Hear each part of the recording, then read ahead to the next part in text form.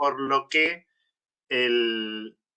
digamos, las mayorías se podrían alejar de la perspectiva religiosa, pero precisamente, así como señalas vos, no es lo que ocurre, sino que el proceso de secularización se da por la diversificación, me parece, en el caso de América Latina. Es decir, que la superposición de prácticas y culturas religiosas hace que no, en principio, que no haya una dominante, y que no se pueda, a partir de esa no dominancia, no puedan establecerse políticas unificadas, ¿sí?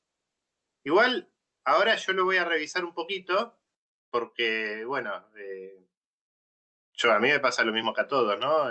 Que lo leí para la otra semana y ya se me fue la mitad de la cabeza. Pero a mí me había quedado esa impresión, ¿no? Que la diversidad de lo religioso generaba una forma distinta de secularización de la que se da, por ejemplo, en los países nórdicos de Europa, ¿sí? En Holanda, por ejemplo, que es prácticamente con un dígito de porcentaje se cuenta la gente religiosa. Continúen, ¿eh? Yo ahora lo reviso y cualquier cosa hago algún comentario.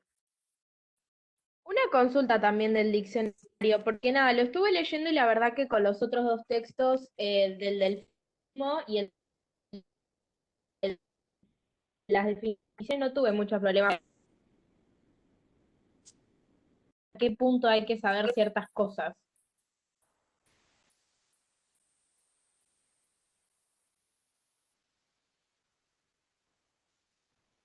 ¿Podés reformularlo? Porque se cortó bastante. Catalina, me parece que eras, ¿no? Perdón. Yo Que no lo que intervine porque pensé que era culpa mía. perdón. ¿Me escuchan bien? Sí, ahí sí. No, que lo que les preguntaba es que no sabía con el diccionario por ahí hasta qué punto hay que saber ciertas cosas, porque por ahí con los otros dos textos del núcleo no me pasó que por ahí me daba cuenta por ahí a lo que apuntaba el autor y a lo que era necesario sí o sí saber, pero por ahí acá siento que en algunas cosas, no sé si es que se da mucho por las ramas o me da esa sensación a mí que nada, me perdí un poco leyéndolo y no sé para dónde apuntar.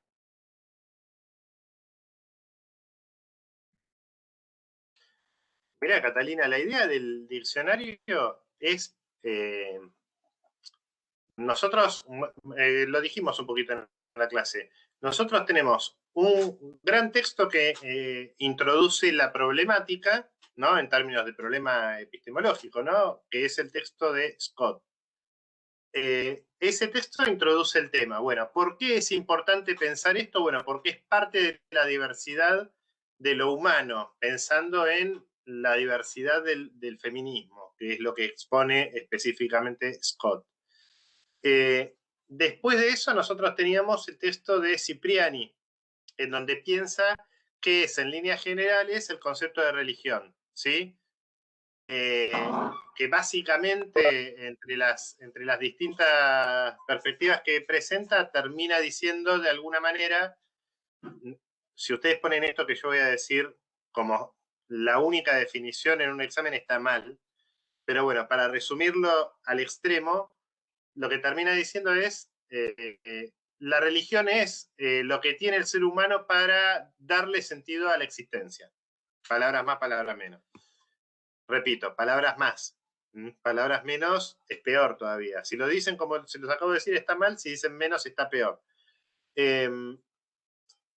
Y el caso del diccionario está para que ustedes vean algunos aspectos o algunos problemas que se pueden ver si nosotros nos planteamos la imbricación del problema de la religión en la vida social. ¿Sí? Es decir, si nosotros pensamos el problema religioso como nosotros lo transitamos a nivel individual y personal, probablemente tengamos muy poco para decir, ¿sí? Probablemente todos estos problemas que nosotros vemos como subtítulos o entradas en un diccionario no se nos ocurrirían nunca, porque no los vivenciamos. Entonces, nosotros podemos tener una vivencia de la problemática religiosa si nosotros tenemos una tendencia más bien laica o atea, podemos decir, bueno, son gente que está con la cabeza quemada por el templo evangélico al que va. O son gente muy vieja, muy anticuada, que tiene una mirada... Hola. Hola, disculpe, profesor. Capaz lo que Sí. donde queda claro eso que usted está diciendo es en la primera definición, en el de catolicismo en la Argentina. En esa primera definición se ve clarísima la relación entre esto de que si yo lo viviera como un aspecto individual, esa participación de la Iglesia y esa manera en la que el catolicismo se vivió en la Argentina y se vive, influenció sobre hechos históricos digamos, nacionales. Bueno, pero así como el catolicismo, el resto de los temas que aparecen en el diccionario son temas que inciden en la vida social y sobre los que nosotros podemos no pensar. Entonces, trabajar, digamos, leer el material que nos ofrecen otros autores que diversifican la mirada y las perspectivas sobre un problema, a nosotros nos permite adentrarnos en un problema precisamente sin experimentarlo, ¿sí? No necesitamos estar transitando una experiencia religiosa ni una experiencia conflictiva con lo religioso para tener una multiplicidad de planteos sobre la incidencia de la religión en la vida social, ¿sí? Eso es lo que digo. Por eso es importante utilizar eso. Y hay conceptos que es importante que veamos, como el de secularización, que tanto le preocupaba a Nora, perdón, porque son conceptos que hacen mucho a la problemática que nosotros trabajamos en interculturalidad, ¿sí? Nosotros lo vamos a ver un poquito más adelante cuando trabajamos cuerpo, ¿sí? Justamente ahí nosotros vamos a ver la incidencia de un proceso de secularización sobre el manejo que nosotros tenemos de nuestros cuerpos, ¿sí? Un poquito creo que en el diccionario en el que hablaba de salud sexual y reproductiva, se presentaba precisamente cómo el problema sobre el aborto y el problema sobre la salud sexual y reproductiva no estaba planteado desde un problema de confrontación con las iglesias o con la religiosidad, sino que estaba planteado como un problema de derechos de los sujetos, de las personas, ¿sí? ¿Eso qué quiere decir? Bueno, que el problema de la religión ya no es central ahí, es un problema secundario. ¿Por qué? Bueno, porque la sociedad está lo suficientemente secularizada para discutir en unos términos más vinculados con los derechos que con la religión el problema de la sexualidad y de la reproducción, ¿sí? No sé si... ¿Quién era? Catalina. ¿Se entiende el por qué? Sí, profe. Claro, te iba a preguntar, o sea, más que nada, por ahí, primero tener bien la base de los otros dos textos y ya con eso intentar ir dándole como una base como te va dando acá, por ejemplo, más histórica para nada, ir entendiendo cómo va surgiendo los hechos y ese proceso de secularización hasta llegar a la actualidad. Sí, sí. Y te diría otra cosa. La clase, así como la trabajábamos el encuentro pasado, es una clase ideal para hacer preguntas de examen, ¿sí? Por cómo está estructurada. Así que yo les recomiendo que lean atentamente esas entradas de diccionario. Y los lean en densidad, no vayan a los resúmenes porque los reventamos con los resúmenes, ya lo debieran saber. ¿Qué pasó con Luciana? Que apagó la cámara. ¿Me vio y salió corriendo? No, está acá, Luciana. Yo estoy acá. ¿Dónde? Ay, es que yo no tengo... Hola, Silvina, ¿cómo estás? No te había visto. Te va, Carlos. Porque yo Bueno. tengo menos cámaras, veo menos cámaras. Ahí está. Mirá toda la gente que tiene la cámara prendida con ustedes. ¿Arrancamos, Bueno, Luciana? continúan, chicas. Sí. Y al final hacemos las dudas sobre, más que las dudas, las aclaraciones sobre el examen. Carlos, al final, dale. Bueno, perfecto. En el encuentro de hoy vamos a abordar la unidad número 6, que dedica a los textos a trabajar sobre derechos humanos, sobre etnocentrismo y racismo. Para introducir el tema, se nos ocurrió por un concepto que condensa todas las dimensiones de categorías que vamos a recorrer y que vamos a tratar de anclar y de relacionar con los sistemas de salud.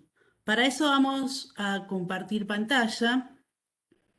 Ustedes me dirán si todo se ve ok. ¿Estamos?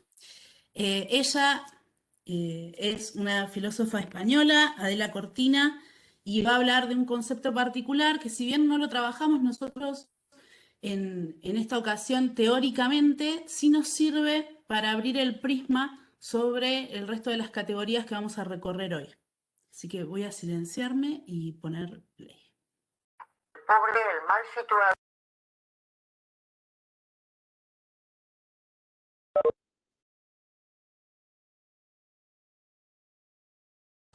No se escucha, profe. No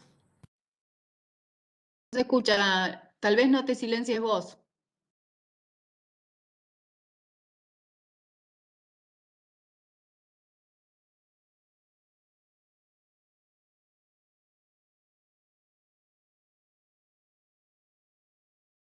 No te silencies, Lu. Así sale. Si está silenciada no sale el audio. Ahí sí sale. A ver. A ver. La xenofobia, que es el odio al extranjero, o la prevención, o el recelo frente al extranjero. Y a mí me daba la sensación de que esto no acaba de ser así, porque hay extranjeros que son muy bienvenidos y los futbolistas de fama o los turistas que vienen a traer una cantidad de dinero y son extranjeros, pero todos estamos encantados de que vengan.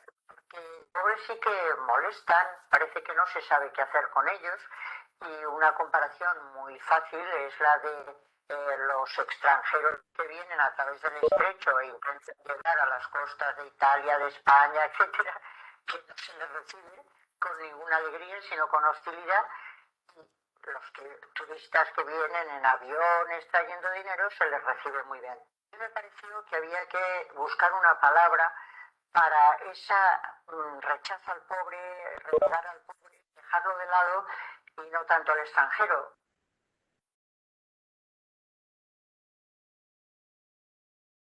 No solamente en determinados pueblos, en determinadas razas, en determinadas clases, sino que desgraciadamente se da en todos los lugares, en todos los sitios. Los gitanos que molestan no son los de la familia de Lola Flores y los gitanos que cantan y que tocan maravillosamente bien, sino los que van rebuscando en los contenedores y los que en los barrios pobres están viviendo de las papelinas y de la droga. A no le molestan los extranjeros en general, sino justamente los mexicanos, los nicaragüenses, los que cruzan la frontera, y estos hay que ponerles una valla. A los jeques árabes no se les pone una valla.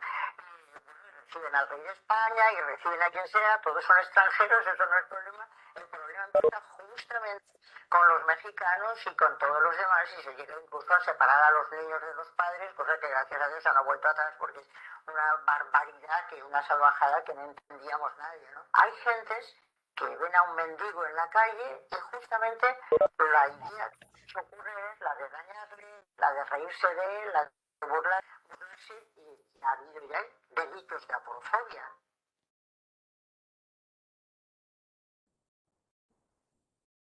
Yo creo que en parte va en aumento y en parte no, afortunadamente. Desgraciadamente, una serie de partidos políticos están intentando ganar votos, pues la verdad, movilizando escuchando los peores sentimientos de la gente. Creo que discursos como el de Trump han conseguido movilizar agentes, porque él ha sido votado en Norteamérica, si ha salido es porque en Estados Unidos le ha votado mucha gente. ¿Y por qué le ha votado? Pues porque ha extendido esa idea de que es que van a quitar trabajo, es que van a traer problemas, es que van a reclamar ayuda sanitaria, es que va a crecer la violencia. Entonces empiezan a unir a la palabra mexicano, a la palabra nicaragüense, pues trabajo, y eso a las personas que están en una situación media, baja, les resuena y dicen, nos vienen a quitar, nos vienen a... Entonces votan a ese presidente que les va a defender de todas estas personas.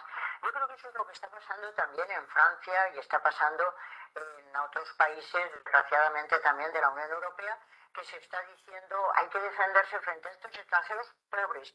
A mí me parece que en ese sentido ha habido un crecimiento de la aporofobia desastroso, desgraciado, y que me parece que va a terminar con la Unión Europea. Entonces yo creo que hay buenas noticias. Hay cantidad de organizaciones y de grupos que están absolutamente en contra de la aporofobia, están absolutamente en contra de que se margine a los pobres y a los desvalidos. Y bueno, recientemente hemos tenido una experiencia aquí en la Comunidad Valenciana que a mí me alegra mucho, y es que la Avenida del Aquarius no solamente fue recibida con entusiasmo por el grupo, sino que fue recibida con entusiasmo por todo el mundo.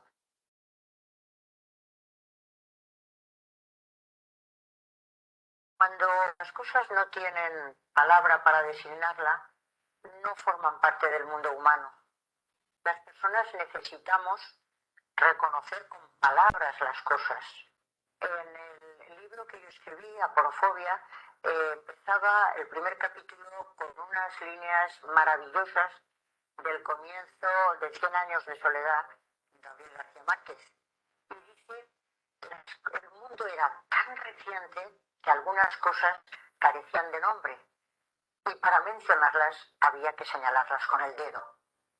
Cuando las cosas no tienen nombre, hay que señalarlas con el dedo. Pero se puede señalar con el dedo los bolígrafos del teléfono. Pero ¿cómo se va a señalar con el dedo la aporofobia, la democracia, el amor, la compasión? Las cosas que tienen realidad física se pueden señalar con el dedo, pero las que no tienen realidad física hay que ponerles un nombre. Y a mí me pareció muy ilustrativo que las agencias de meteorología están poniendo nombres a los huracanes, a las borrascas muy peligrosas, porque dicen que cuando se pone nombre, la gente las identifica y se previene frente a ellas.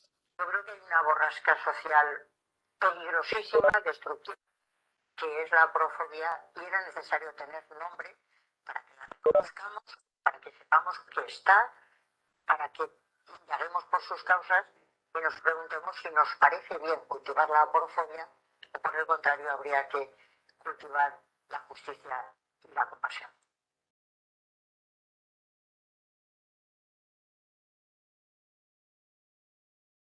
Bueno, ahí estamos. Esta reflexión de la filósofa Cortina nos plantea adentrarnos en la construcción no solamente de garantías, de libertades, sino también empezar a pensar y a recorrer cuáles son los mecanismos por los cuales esta realidad que ella describe para el caso español la podemos traspolar muy fácilmente a nuestra realidad territorial. Es decir, no solamente está situada en Europa, sino que cambiamos las coordenadas geográficas y la encontramos acá, ¿sí? Y un poco la clase de hoy va a darnos el andamiaje y las herramientas para empezar a tensionar esa realidad y ver cuál es nuestro lugar ante ella. Así que paso a compartir la presentación y ya arrancamos la clase de hoy. Entonces la propuesta es pensar estos términos de derechos humanos, de etnocentrismo y de racismo construyendo todo el tiempo una perspectiva intercultural que nos permita no solo reconocer las diferencias, nombrarlas, sino incorporarlas a un sentido complejo de relaciones humanas, ¿sí? Para eso abrimos con esta viñeta del genial Quino, que también pone de manifiesto que si bien existe un plano discursivo donde podemos decir o manifestarnos en contra de el racismo o en contra de las desigualdades entre los seres humanos por razones de clase, etnia, religión, hay como un segundo momento que es la internalización de eso que todavía no está del todo arraigado, ¿sí? Que todavía hace ruido en la estructura social, ¿sí? Por eso siguen presentes esos mecanismos de abuso de las lógicas de poder. Arranquemos por el primer concepto. Vamos a hablar de los derechos humanos, ¿sí? Reconocemos a los derechos humanos como las libertades y los derechos que tenemos todas las personas sin ningún tipo de distinción, ni religión, ni clase social, ni pertenencia étnica, solamente por la condición humana. Lo tenemos desde el momento de nuestro nacimiento y lo desarrollamos a lo largo de toda nuestra existencia. Tenemos que decir que los derechos sociales, los derechos humanos son producto de conquistas sociales, es decir, tienen una trayectoria histórica y que funda o que fundó agenda, pero que también nutre a partir de problemáticas la agenda hacia futuro. Es decir, existe en ellos una idea de evolución. Fueron alcanzadas por distintas luchas en distintos territorios, en distintos momentos de la historia, y van a quedar siempre situados a un origen que es la identificación de la desventaja de ciertos seres humanos respecto a otros, ¿sí? En esas condiciones históricas es que se producen las luchas por los derechos humanos. Y esto que bien decía la filósofa recién, de que depende de la acción civil, es decir, los estados los garantizan, pero el reclamo constante referido a la violación o el abuso de derechos humanos es una obligación que tenemos nosotros como sociedad civil, ese reclamo, ¿sí? La obligación del Estado es la garantía, nuestra obligación es el reclamo constante, es decir, la vigilia constante sobre el cumplimiento y sobre los marcos jurídicos de esos cumplimientos. ¿Cómo surgen? Surgen en 1948, después de la Segunda Guerra Mundial, de los horrores de las lógicas genocidas de los fascismos europeos, de la situación de Asia, de la situación de Rusia.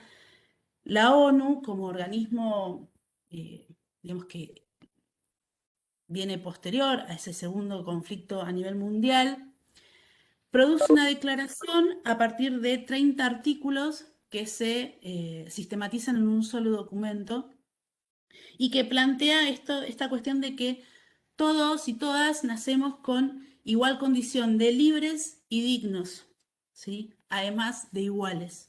Esta cuestión hace que los derechos humanos tengan una serie de características que no tienen otro tipo de derechos y que tengan una construcción social, es decir, no solamente a nivel individual, sino también con una vocación de grupo. Esta cuestión de la Declaración de los Derechos Humanos a mediados del siglo XX empieza como una carta de fe que después va consolidándose y a la cual van ascribiendo cada uno de los estados-naciones que conforman la ONU y van configurando, ¿sí?, las agendas, es decir, es un momento bisagra porque cambia la concepción de la relación que hay entre esa sociedad civil y el Estado, ¿sí? Los derechos humanos ahí vienen a mediar y a proteger una serie de garantías que hasta ese momento no estaban enunciadas, ¿sí? En este sentido, los estados tienen una serie de obligaciones negativas y positivas respecto a los derechos humanos. En las negativas van a ser que los derechos humanos son instrumentos para limitar el abuso de poder por parte de los distintos gobiernos en distintas circunstancias históricas. Y las obligaciones positivas tienen que ver con el compromiso para la sanción y ejecución de políticas públicas que garanticen el ejercicio de los derechos de las personas. Esta cuestión es bien importante porque también va a darle una densidad particular al concepto de derechos humanos. Estas 4 características que definen a los derechos humanos van a definir también al mundo contemporáneo en función de esos derechos. Los derechos humanos decimos que son inherentes, es decir, que le pertenecen a cada persona por su simple condición de ser humano, que no pueden, el Estado no puede negar, digamos que si no se protesta o si no se lleva adelante tal cosa, no existe tal derecho porque están ya dados por la propia condición humana, lo cual los hace irrenunciables también. Son inalienables, es decir, el Estado no puede a partir de determinadas circunstancias cancelarlos, pausarlos, sino que tiene que garantizarlos transversalmente a, digamos, el devenir de las cuestiones sociales. Son interdependientes, ¿qué quiere decir? Que cada uno de ellos va a estar en una vinculación, digamos, de nutrición constante con otros derechos y que el abuso o la violación de alguno de los derechos humanos en particular sí o sí afecta en rama al resto de los derechos, ¿sí? Y la última de las características que los va a definir es que son obligatorios, ¿sí? No pueden, no varían según los contextos, no varían según quién ejecuta las políticas públicas, no varía según la concepción de poder que haya en una sociedad o no, ¿sí? Son inherentes, inalienables, interdependientes y obligatorios. En este sentido, nos parecía que, y además tienen 2 momentos, ¿no? Un momento que es la sanción de la ley, cuando, digamos, a partir de pactos como el Pacto de San José de Costa Rica, los Estados-nación adhieren a la Declaración de los Derechos Humanos y empiezan a ejecutar prácticas hacia adentro para garantizarlos. Ese es como el la letra de la ley es como el primer paso, es esto que decía la filósofa, ¿no? Es el mencionarlo con estado jurídico. Y el segundo paso, el segundo momento que van a tener los derechos humanos va a ser la consolidación en las prácticas, es decir, la ejecución de políticas públicas que garanticen cada uno de estos derechos humanos. Los derechos humanos tienen distintas dimensiones, son económicos, políticos, religiosos, ambientales, culturales, sociales, económicos, bueno, ya lo dije, pero digo, tienen una diversidad que hace que estén muy interrelacionados. Por ejemplo, el derecho a la salud como derecho social está vinculado a los derechos económicos que tenemos como ciudadanos y como en nuestra condición humana, pero también está vinculado con derechos culturales como puede ser la libertad de religión, ¿sí? Es decir, en ese grado, es el grado, digamos, de imbricación que van a tener esta relación entre derechos humanos.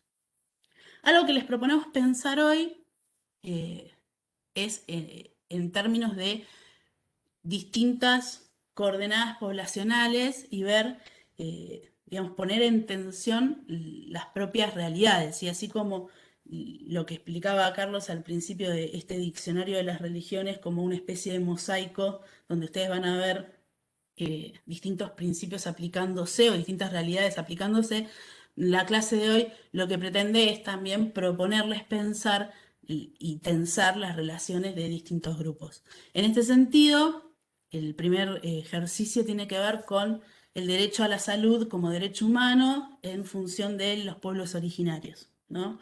Y cuáles son ahí las tensiones que se dan para garantizar el acceso a la salud de esta coordenada poblacional.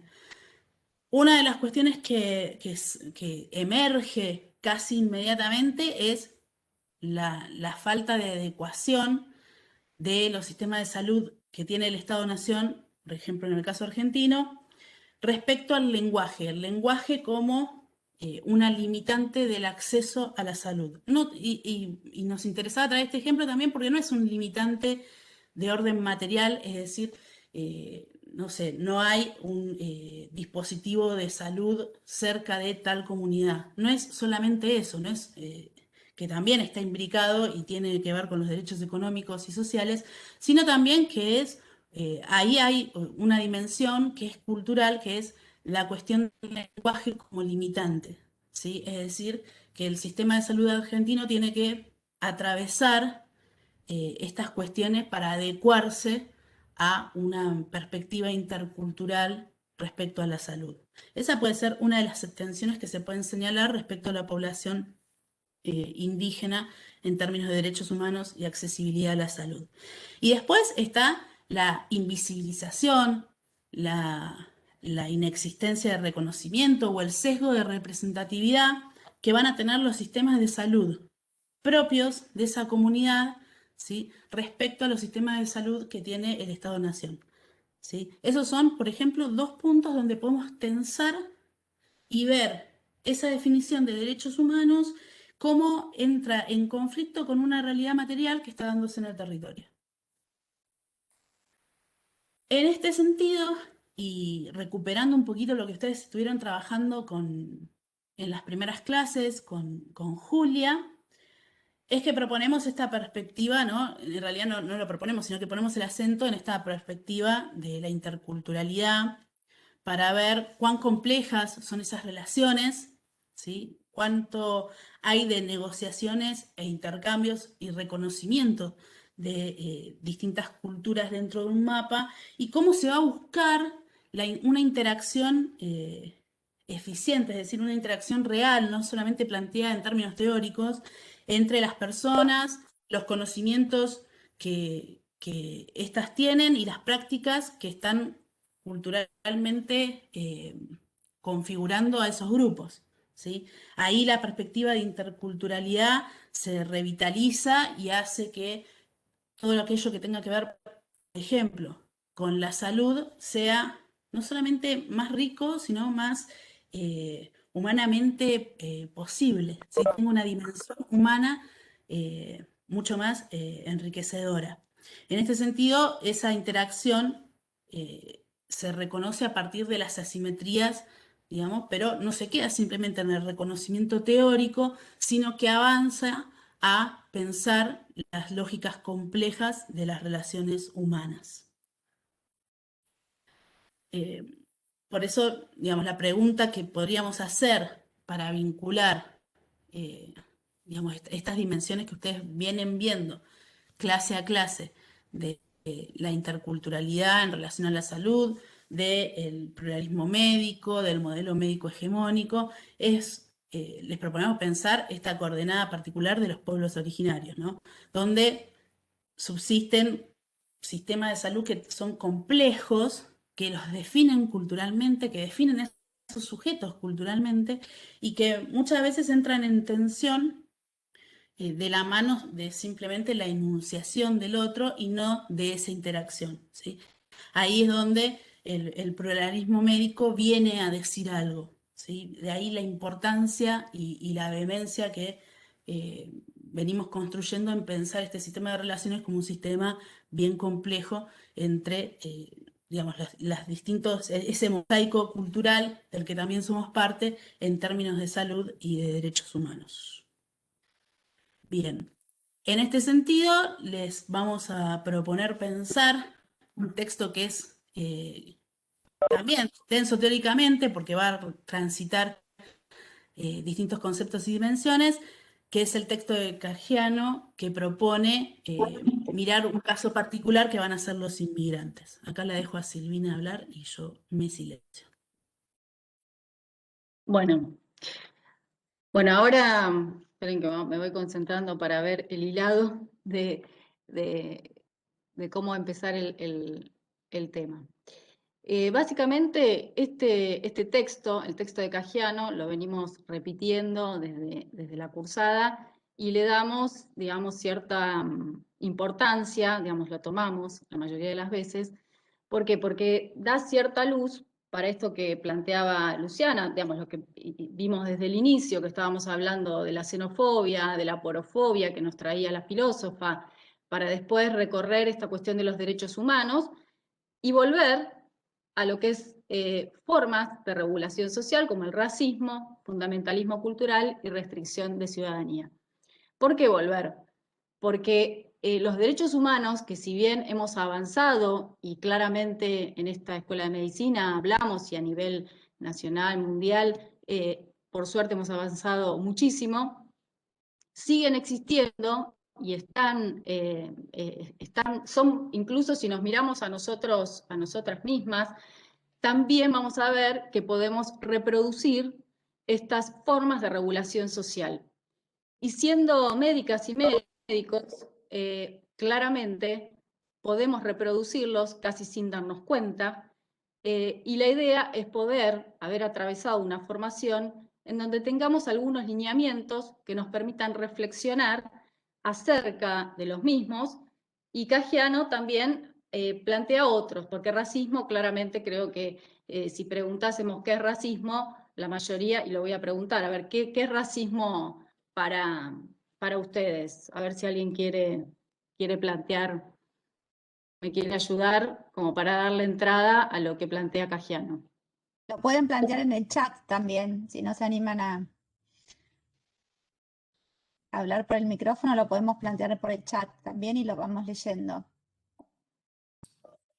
¿El racismo no es un tipo de discriminación simplemente por la raza de la otra persona? Bien, perfecto. ¿Y alguna cosa más? ¿Y la raza en base, qué sería? ¿Un dato de qué tipo? Creo que el racismo también en cierto punto, no sé si me equivoco igual, pero creo que tiene cierta base en el etnocentrismo también. Porque, ¿por qué por el color de piel de una persona, que es una característica que está determinada genéticamente, podemos decir que esa persona es más apta para hacer tal cosa? O porque tiene en una parte también por ahí, eh, no sé cómo decirlo, por ejemplo, con el tema de los bolivianos. ¿Por qué juzgan que por tener ciencia de cierto país van a, no sé, ser más aptos para realizar cierto trabajo? Porque creo que en cierto modo a lo que quiero ir es que con la relación al etnocentrismo es mirar a las personas, dependiendo del origen, como desde un escalón más arriba, juzgando ya de por sí que por ser de tal país van a tener cierta característica. Perfecto. Bueno, creo que ahí claramente, y aparte introdujeron acá el concepto de etnocentrismo como para traerlo y también hacer una línea, ¿no? Que vayamos haciendo una línea, es lo que intentamos con la asignatura, pero muy bien. Ahí lo que planteaban eran los rasgos físicos, los rasgos físicos, y planteando esta cuestión de un superior y un inferior. Como lo estaba diciendo muy bien, ¿cómo era tu nombre? Catalina. Catalina, lo que había planteado Catalina. En el caso del texto, lo que va a plantear y queda muy claro, ¿sí? Primero que hace base en lo que es la inmigración, y fundamentalmente el texto se ocupa por completo de Argentina. Y plantea que hay mecanismos de regulación social, ¿sí? Y los tres mecanismos que detalla son, número uno, el racismo, el fundamentalismo cultural, lo incorpora, y la restricción de ciudadanía. O sea, a lo que estábamos mencionando, que era el racismo, que nos va a salir rápidamente y cualquiera sin haber leído el texto nos pudiera llegar a contestar algo, están estos otros dos que si no leen claramente no nos van a contestar nada. Como es el fundamentalismo cultural y la restricción de ciudadanía. ¿Qué es lo que dice él? Que son mecanismos que puede estar uno u otro, pero que son distintos mecanismos, pueden ser complementarios, pueden potenciarse entre sí y que están vigentes en Argentina. Eso es lo que él plantea a lo largo de su texto, o lo que intenta demostrar a lo largo de su texto. Y desde el inicio, él plantea esta cuestión de que los flujos migratorios, así como hicimos desde la entrada de la clase, están presentes, pero también el flujo de capitales. Y quienes defienden el libre flujo de los capitales son a veces quienes están en contra de la libre circulación de las personas. Entonces también ahí hay un posicionamiento claramente, ¿no? Desde el inicio, para empezar a pensar a estos mecanismos de regulación social como una jerarquización, ¿sí? Como generar un orden social, en donde por supuesto hay siempre quienes van a salir ganando a través de esta regulación social. Y en general tiene que ver con los capitales, digamos, eso es lo que redondea. Pero bueno, más allá de eso, que no es hacia donde nosotros vamos claramente en la asignatura, es interesante pensarlo de este modo. La siguiente. Entonces, bueno, haciendo, como bien resumían ustedes, ahora lo decimos como lo plantea Cajiano, nosotros tenemos que poder identificar cuando una práctica o un discurso, porque muchas veces en nuestro lenguaje, en lo que nosotros y nosotras comunicamos, podemos estar siendo racistas y si no lo reflexionamos, lo estamos reproduciendo. Es cuando se hace referencia inmanentista al cuerpo. Esto es lo que decían ustedes. Las características propias del cuerpo y a los trazos físicos de un otro social, identificando un otro diferente. Ahí esta cuestión del endocentrismo, porque si hay un otro, desde donde yo me estoy parando para decir que el otro es distinto, ¿cierto? Ahí es donde engancha esta cuestión del endocentrismo.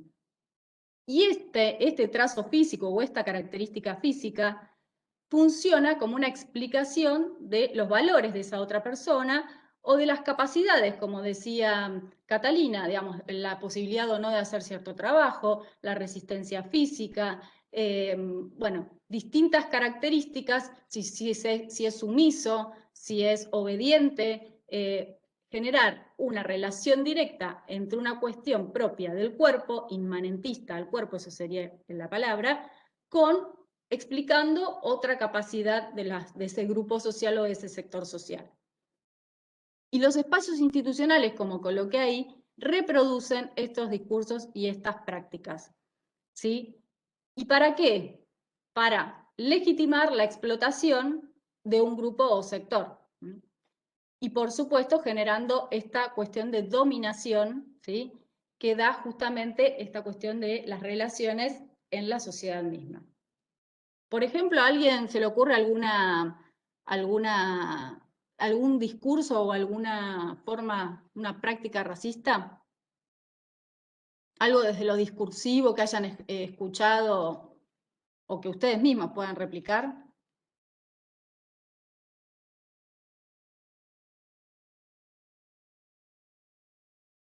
Un Hola. poco como decir, sí. ¿Qué tal? Bueno, yo lo que quería compartir es algo que me pasó hace poquito. Yo estoy como becaria en el CETEC llamando a los casos positivos de COVID. Y por ahí lo cuento con un poco de vergüenza porque fue una práctica racista de mi parte.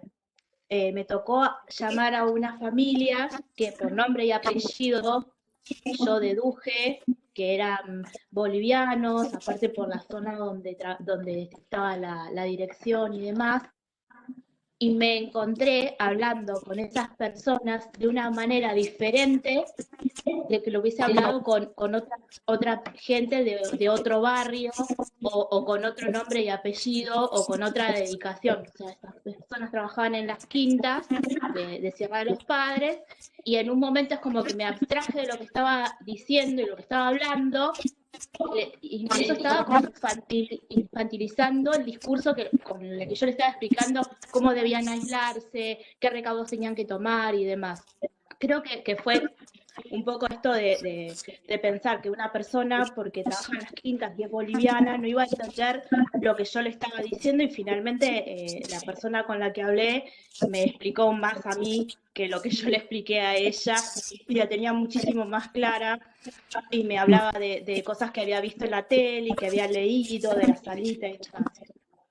Bien, hiciste como prejuzgaste que Claro. iba a tener intelectualmente menor por Exacto. pertenecer ahí, porque podría haber sido una estrategia comunicacional con un grupo o sector, podría haberlo sido y no ser racista, sino que sea una estrategia comunicacional, ¿no? Pero bueno, finalmente... Claro. No, es como que subestimé la capacidad de comprensión de esas personas por solamente deducir que eran bolivianos y trabajaban en quinta. Bueno, está bueno poder reflexionarlo en Aparte, ese sentido. Sí, Profe, no digo que aparte está bueno eso que se puede relacionar con lo que vimos en el primer núcleo, que ella por su nacionalidad como que entendió que esa persona no tenía suficiente o no tenía una cultura para poder entender las indicaciones que ella le iba a dar. Entonces esto está bueno para lo de las ideas de Crotz, que bueno, que nos decía que no hay gente que no puede tener cultura y sí, hay algunos que tienen más o menos conocimiento, pero no quiere decir que por su nacionalidad no tenga cultura y no entienda lo que le vayas a explicar. ahí el concepto de cultura habría que revisarlo un poquito para volver ahí, porque es verdad que no es tener cultura o no, pero ¿qué querés decir ahí por la definición de cultura? Ahí estaría bueno volver a revisar qué es cultura, porque, pero digo, es interesante, pero sí está como para releer, porque decir, si tengo cultura es ¿por qué? Porque tengo mayor nivel de entendimiento o de inteligencia. ¿Se entiende a lo que fui? Claro, sí, sí, sí. ¿Sí? Porque era ¿Qué son las ideas interesante, falsas? Sí, por eso claro, es lo que quería porque decir. hiciste una buena relación, pero hay un punto en donde hay que revisar qué es cultura. ¿Sí? Si me permitís, Silvina, Sí, siguiendo en sí. esta línea, sería como que ahí, entiendo que por ahí te lo estamos aclarando para revisarlo, no para criticarte, ¿no? Sino simplemente para revisar el concepto. Estarías homologando cultura con instrucción o con capacidad cognitiva, Es. ¿entendés? Y en realidad cultura es un concepto muchísimo más amplio, ¿m? Pero de todas maneras es interesante tu mirada acerca de que eh, digamos, acerca de las ideas falsas de Crow. Pero ten en cuenta esa situación de que no es homologable, ¿no? No es que es cultura, no es que es culto, justamente eso sería como hablar de la palabra culto, que en la jerga, digamos, coloquial, culto sería aquel que está más instruido, ¿no? Bueno, un poco eso sería. Ahí está. Profe, Sí. Claro, yo pero a eso me quizás él refería. también se puede haber referido a la cultura de cómo cada cultura percibe la enfermedad y la salud. Quizás podría encararlo por ese lado, quizás él lo entendió así. Creo Sí, que fue por eso, no más porque cultura el nivel de instrucción. Claro, además de No lo eso, caracterizó por lo que la compañera creyó que no entendieron. No, él lo llevó para otro lado, me parece, no sé ese. a ver, que ahora, a ver, también a contame. lo que me refería es que, bueno, cuando vimos esto de las ideas falsas, vimos que se juzgaba casi siempre en que un paciente que tenía buena cultura era el que podía acatar las órdenes y cuidados que le da el médico o enfermero, mientras que uno que no tenga cultura, que es falsa la idea claramente, podía ser que no acate las órdenes de tal manera. A eso me refería más que nada. Mm, hay que seguir revisando ahí. Está interesante porque estamos poniendo en juego los conceptos, pero hay que seguir como revisando porque justamente las ideas falsas de Crotz, y siempre se los pregunto en el examen, las tenemos internalizadas. Entonces hay que volver a leerlas y volver a leerlas para darnos cuenta hasta qué punto las desarmamos cuando leemos las 5 ideas falsas de Crotz. Pero bueno, avanzamos porque es interesante lo que están planteando, pero todo nos lleva a que hay que seguir leyendo porque los textos en interculturalidad suelen ser no fáciles y ni hablar religión y religiosidad, que adhiero a lo que dicen que son sumamente complejos y necesitan varias lecturas. profe, otro Sí, ejemplo de racismo, por ejemplo, es lo que pasaba, bueno, sigue pasando, pero antes pasaba con mayor gravedad en Estados Unidos con la segregación. Ellos legislaron muchas leyes de segregación racial donde las personas afrodescendientes tenían no usaban transporte público y si utilizaban no podían compartirlo con los blancos, las escuelas lo mismo, y también desde los bebederos, desde las plazas públicas, existía un cartel cuando era para blancos, era para negros y lo mismo los baños públicos. bueno, me das pie perfecto para, pasemos esto de racialización, tómenlo, y volviendo a lo que había dicho Julia en una de las clases, en donde plantear que las razas, ¿sí? vieron que en un momento Julia dijo que las razas, el concepto, tenemos que desandar ese concepto de razas y eliminarlo de alguna manera, pero claramente está presente. Y racialización nos dice que es el proceso cognitivo y valorativo que sostiene relaciones y que construye el dato biológico de la existencia de las razas, ¿sí? Y eso da sustento al racismo. Esto lo cierro para dar, que vos me diste pie, para hablar de esta cuestión que vos estabas hablando de la segregación y de lugares permitidos o no permitidos, para hablar de un concepto que Cajiano marca como fundamentalismo cultural. Un poco vos lo planteás y podría llegar a ser entre racismo, pero me gustó esta cuestión de la segregación para dar entrada a lo que Cajiano plantea como fundamentalismo cultural. ¿Y por qué? Acá la cultura un poco reemplaza el concepto de raza. Supuestamente la idea era justamente la crítica antropológica, como ponen acá, la idea era poder desterrar esta cuestión de raza, y cultura no va que en este concepto toma el lugar de raza y sirve exactamente para lo mismo que raza, digamos, cultura sirve lo mismo que para raza, es decir, para discriminar, pero con otro argumento.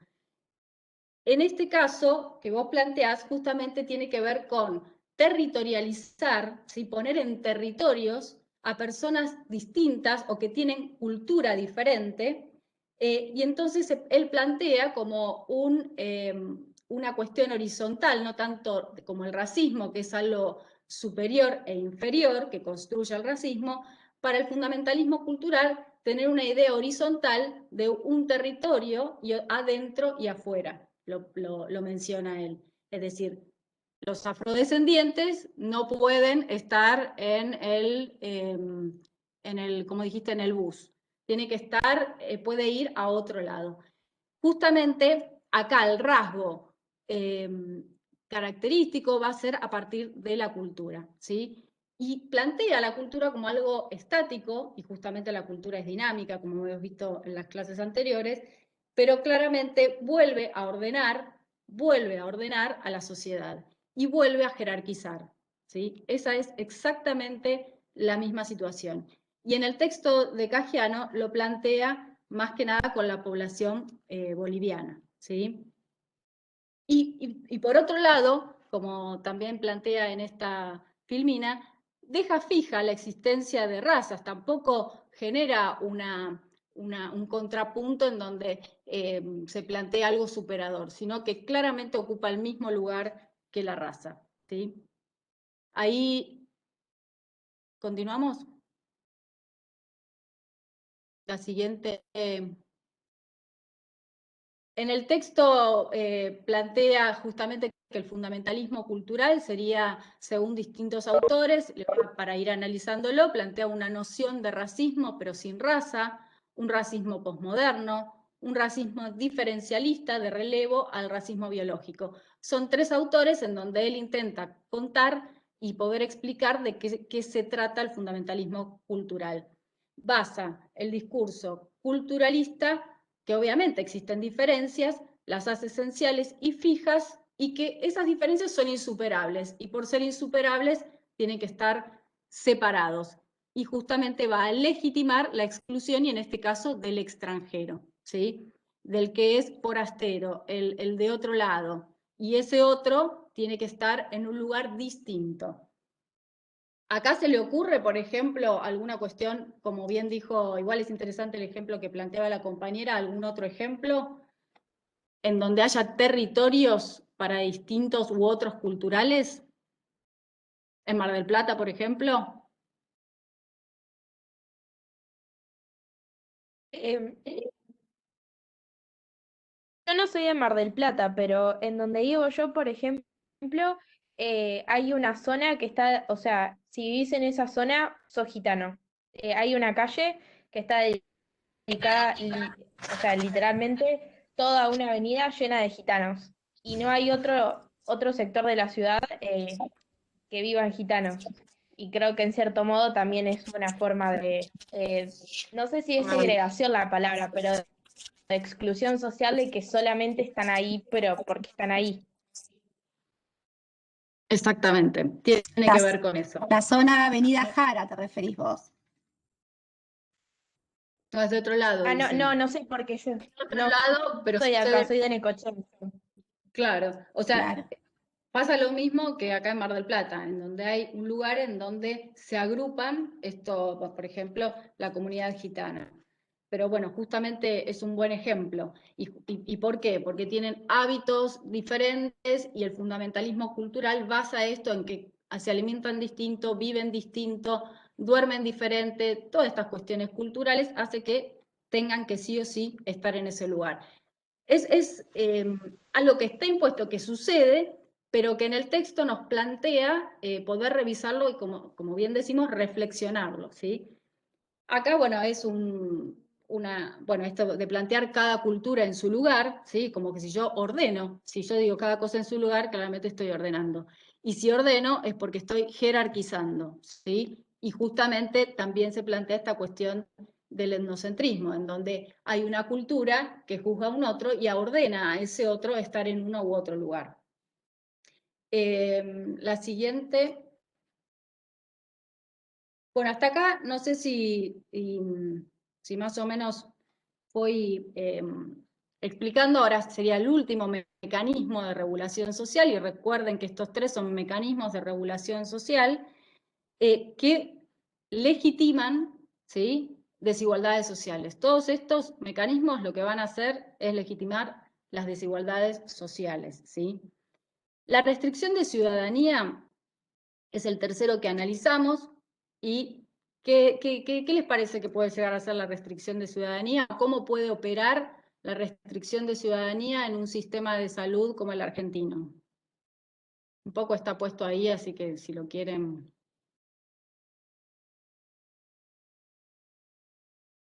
Yo restringo la ciudadanía a personas. ¿Cómo puedo hacer como sistema de salud, como un centro de salud, para que ejercer la restricción de ciudadanía? Y no Creo atender a que aquellos que no presenten un DNI o un documento. Perfecto. Y otra, a ver qué querían decir.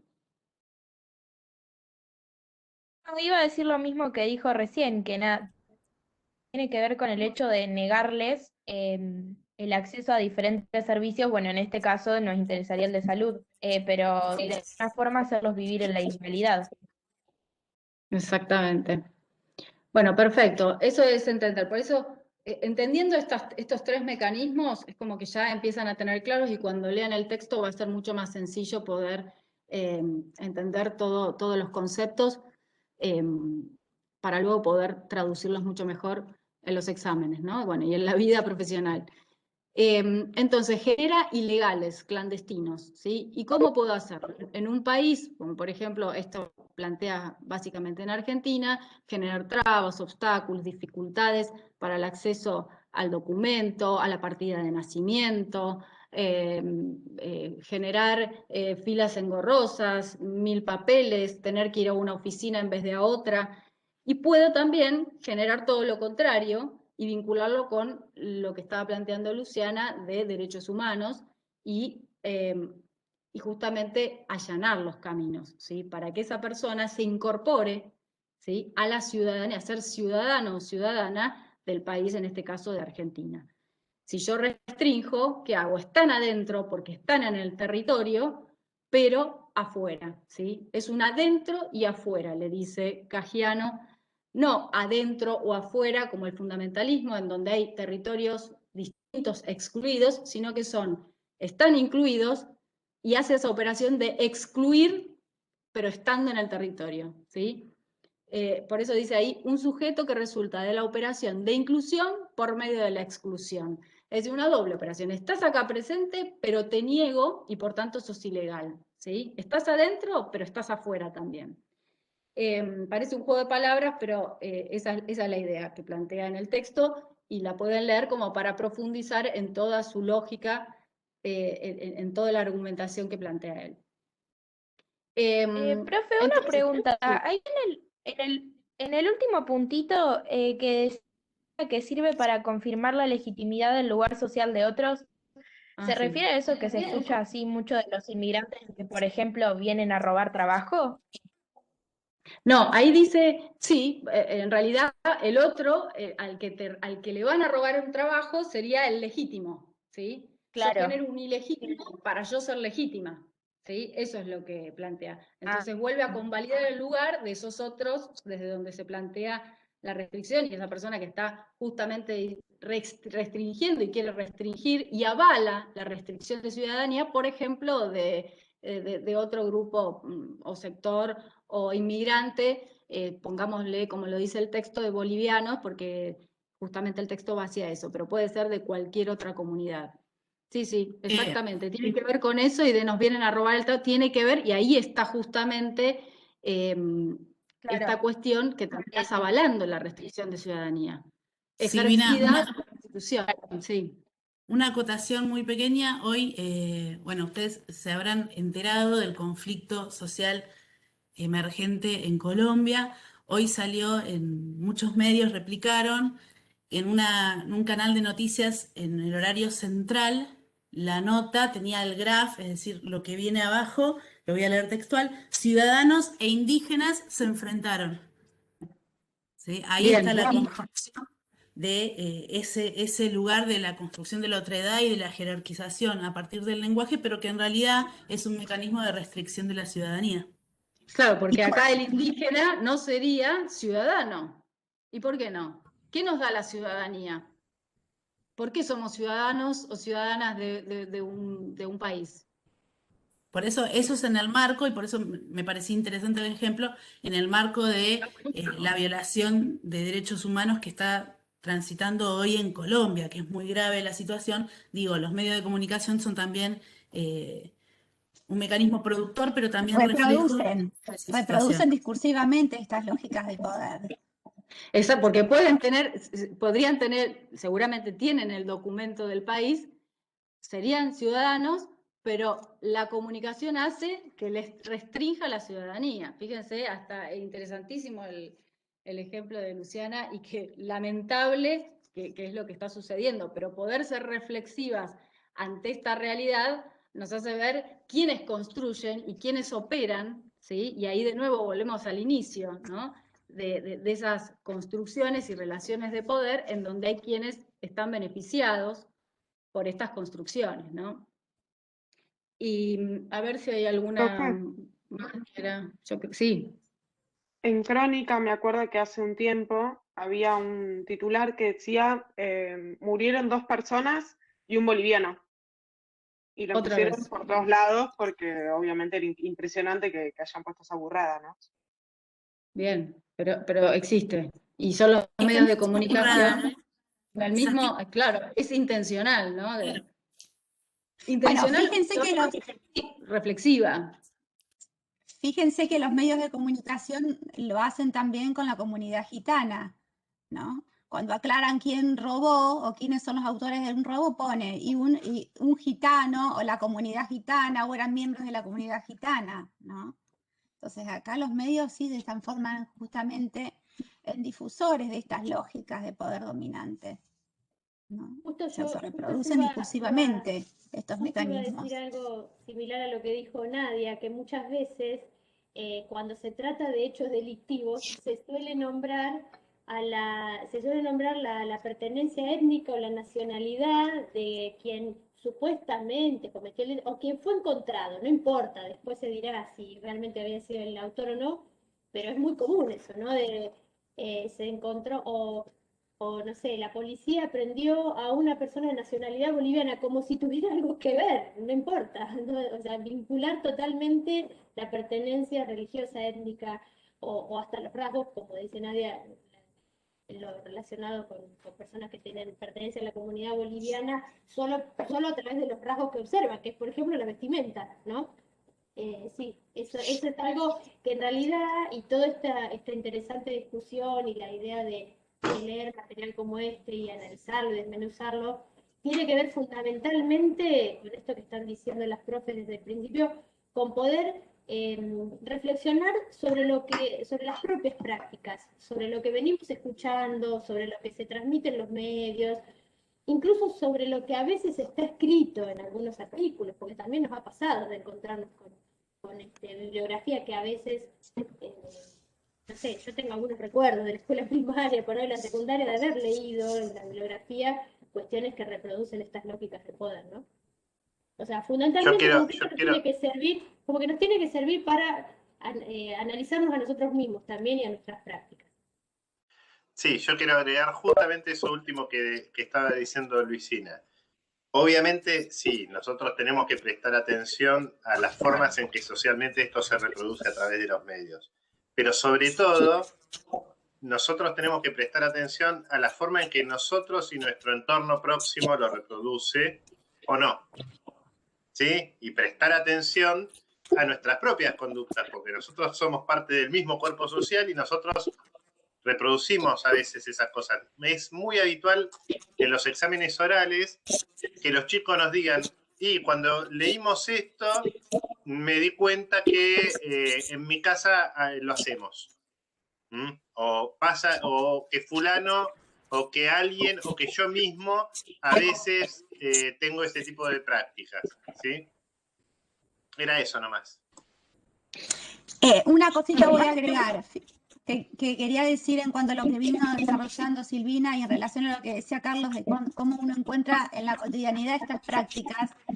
En el Tratado de Semiología Médica, lo traigo a colación porque seguramente nuestros estudiantes lo van a leer en algún momento, de 1973, aunque ya hubo otras actualizaciones, que estuvo dirigido por Pedro Cosio, que es un referente dentro de la medicina nacional, postulaba que la sensibilidad al dolor variaba entre las personas. Por ejemplo, más en el niño que en el viejo, más en la mujer que en el hombre, más en los latinos que en los mayores, que en los sajones, más que en el judío que en el cristianismo, etc. Esto está escrito dentro de la bibliografía médica. Entonces, digamos, por algunas cuestiones se fue también construyendo este pensamiento biomédico que no solamente... ¡Está bueno! Es interesantísimo, el superior la religión, ¿no? Ahí justamente... Sí, tenemos que conseguirlo para saber de qué religión ser para que nos duelan menos las cosas. Nos cambiamos de religión y listo. La jerarquía. Ay, tal cual. Bueno, me pareció interesantísimo sumarlo. Está muy bueno, incluso lo podríamos poner, porque y Cosio lo leímos todo, bueno. Sí, tal cual. Se me fue la idea porque me quedé con el libro ese, pero no lo había rescatado.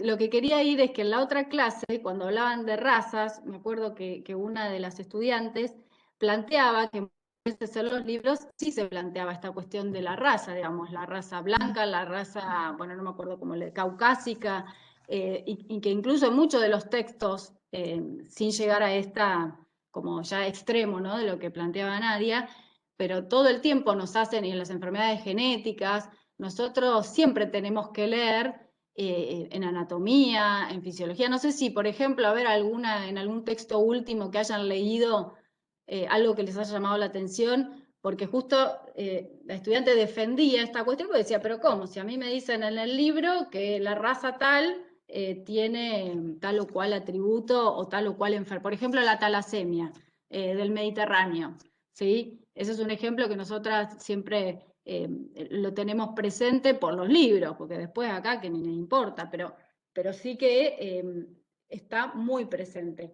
Bueno, son formas en que se categorizan cuestiones, puede venir desde el racismo y puede venir desde que voy a decir, hoy por ejemplo muchas cosas es femenino y masculino, y también hoy se replantea esta cuestión del género, pero muchas veces decimos, sí, tantas mujeres y tantos hombres para cualquier estadística, ¿no? Siempre en la medicina hay una cosa muy estadística que introduce categorías constantemente como para poder echar luz ante cierta patología, ¿sí?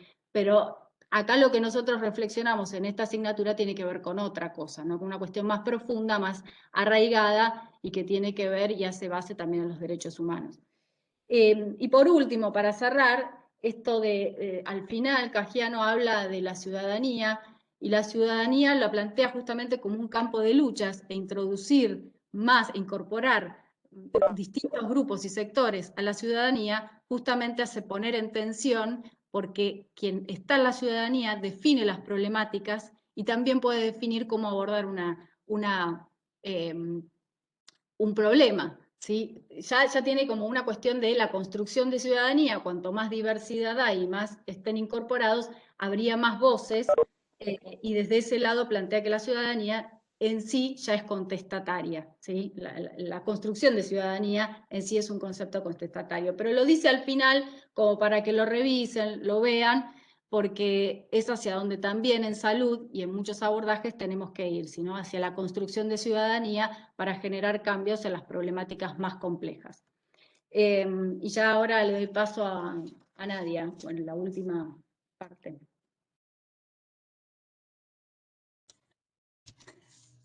Bueno, Perdón, ¿se me escucha? sí. Sí. Bien. Quería, si no pueden volver a explicar lo del fundamentalismo cultural, que no me quedó del todo claro. ¿Quiere explicarla a otra, Nadia? Como para aportarle ahí algo. Sí. Dale. A ver, vamos a pasar al fundamentalismo. ¿Qué es lo que no te quedó, claro, digamos? Si el racismo plantea una discriminación vertical, lo que hace el fundamentalismo cultural es plantear una discriminación horizontal, es decir, en un mismo plano, en un mismo territorio, los de adentro y los de afuera, ¿no? Ya no es piramidal como lo puede plantear el racismo, los de arriba y los de abajo, sino dentro, en un mismo plano, en un mismo territorio están los incluidos y los excluidos, ¿no? Los de adentro y los de afuera, los que pertenecen y los que no pertenecen. Pero por eso planteábamos, por ejemplo, en qué zonas de la ciudad uno podía haber representado esta lógica, ¿no? de los incluidos y los excluidos, de la zona de los que pertenecen y de los que no pertenecen. Y hablábamos de la comunidad gitana. En Mar del Plata, ¿a dónde podemos encontrar en términos de plano, ¿no? Esta cuestión del fundamentalismo cultural? ¿A dónde se encuentran? ¿Por qué zonas están delimitados? ¿Y por ¿Puedo qué? agregar algo ¿Puedo agregar para colaborar un poquito? Sí. Bien. ¿A qué se refiere Nadia y, bueno, antes Silvina, cuando dicen lo de arriba y lo de abajo? Digamos, la relación entre exclusión vertical y exclusión horizontal. A ver, el racista, el abiertamente racista, también son conceptos que nadie dice yo soy racista. Y nadie dice yo soy fundamentalista cultural, ni nada de eso. Estos son conceptos técnicos que nosotros utilizamos, que Cajiano nos propone, para interpretar fenómenos que se dan, ¿sí? Entonces, ¿cómo se dan estos fenómenos? En el caso del racista, se pone en un lugar de superioridad de su otro, del otro al que inferioriza, ¿sí? Entonces, vos sos negro, sos japonés, sos lo que fuere, por lo tanto sos inferior, ¿sí? El rasgo biológico. Claro, por el rasgo biológico. El fundamentalista cultural aprendió, lo dice el texto claramente, dice, aprendió a partir del fenómeno de la Segunda Guerra Mundial y las atrocidades que se hicieron en nombre del racismo, aprendió que quedaba mal reconocerse racista. Entonces, ¿qué hicieron? Bueno, a ese otro no busca inferiorizarlo, busca ignorarlo. ¿Sí? O marcar las diferencias culturales insalvables, digamos. Claro, entonces con el otro cultural, con el que, como dice Nadia, se encuentran esas diferencias insalvables, yo no me conecto, no me entero, no intercambio lo mínimo indispensable con ese otro cultural. Bueno, voy al chino, es un otro cultural, intento cuánto le debo, le pago y me voy del chino, porque no quiero enterarme ni involucrarme con las prácticas culturales de ese otro. ¿Sí? Ahí alguien dijo algo en el chat y no llega a todo. Entonces, racista sería decir, los chinos vienen a sacar trabajo y ser fundamentalista cultural sería como... No, ahí esos dos ejemplos son racismo puro y duro. Tal vez lo de los indígenas se parezca más a la restricción de la ciudadanía. Tal vez lo que sea más en términos de fundamentalismo cultural sea decir, no te metas con ellos. ¿Sí? Con ese otro no te metas. No, bueno, no, déjalos. Los gitanos están en la calle Jara, no te metas ni para venderles un auto. No intercambies con ellos. Entonces, ¿eso qué hace? Bueno, primero hace que esos otros que comparten una práctica cultural diferente a la tuya se agrupen entre sí y se protejan de vos. ¿Sí? De vos en tanto representante del grupo social hegemónico, por decirlo de alguna manera. Pero sobre todo que mantengan incólumes sus prácticas culturales por fuera de las que vos les podrías transmitir, porque no existe un intercambio que mediatice esas prácticas culturales. Entonces se aíslan. Mejor ejemplo que el nuestro es el norteamericano, en el que el proceso migratorio generó que toda la ciudad se convirtiera en Nueva York en guetos como es acá en Mar del Plata el caso de los gitanos en la calle Jara. ¿Sí? Entonces vos ahí tenés un barrio de italianos, un barrio de españoles, un barrio de armenios, un barrio de orientales, etcétera, etcétera, etcétera. Entonces ahí la integración de esos grupos culturalmente diferentes entre sí fue más trabajosa. ¿Por qué? Porque cada uno estaba segmentado en su espacio geográfico y en ese espacio geográfico se desarrollaban prácticas culturales muy disímiles entre sí.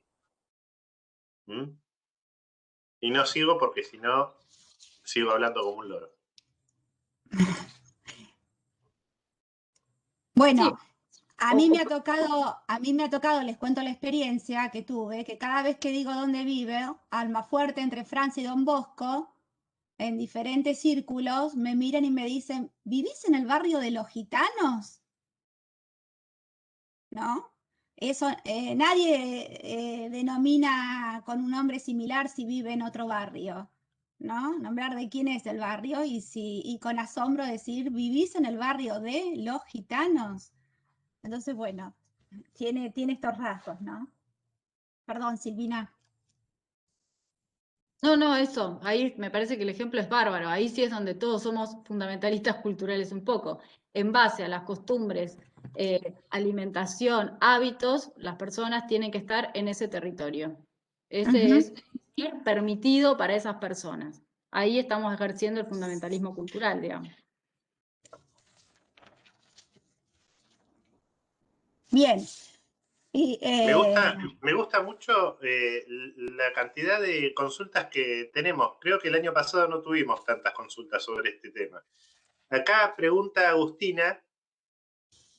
Ella dice que le genera duda que la definición de Cajiano plantea el racismo en términos de referencia sobre el cuerpo o los rasgos físicos. Ahora seguimos con lo que escribiste vos, Andrea, pero esa es la definición de racismo. Es decir, ¿cuál es la definición de racismo?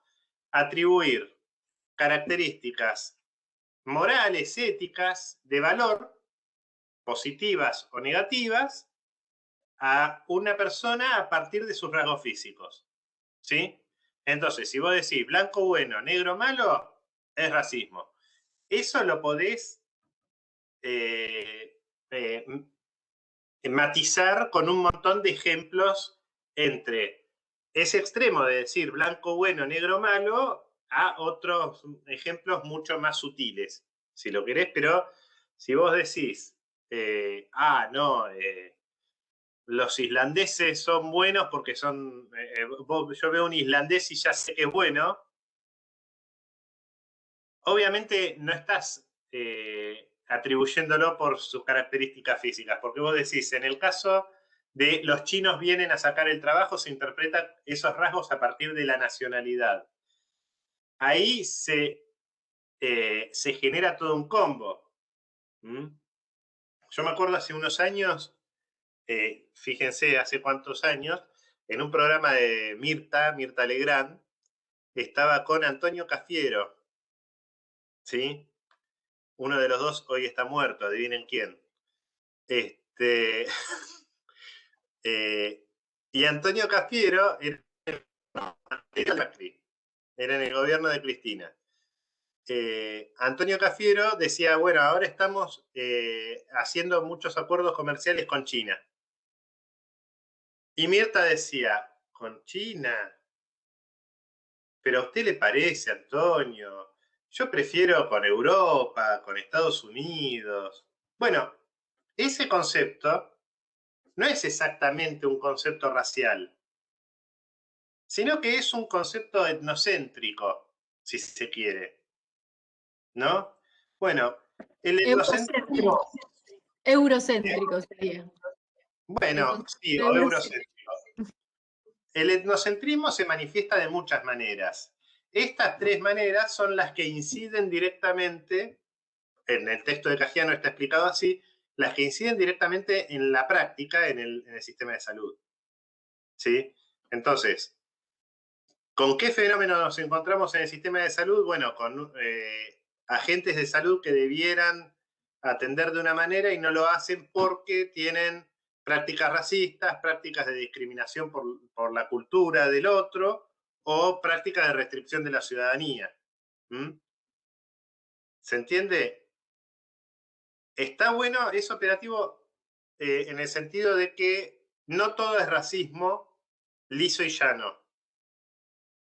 Pero si vos vas a comerte una pizza con unos amigos y alguien hace un comentario etnocéntrico, vos no le vas a decir, no seas etnocéntrico, ni le vas a decir, no seas fundamentalista cultural. Le vas a decir, alto racista, baja un cambio, ¿no? Una cosa así. Porque en el concepto del uso corriente de racismo, este tipo de prácticas entran todas a la vez, ¿sí? Igual es mejor no pelearse con los racistas porque es perder el tiempo.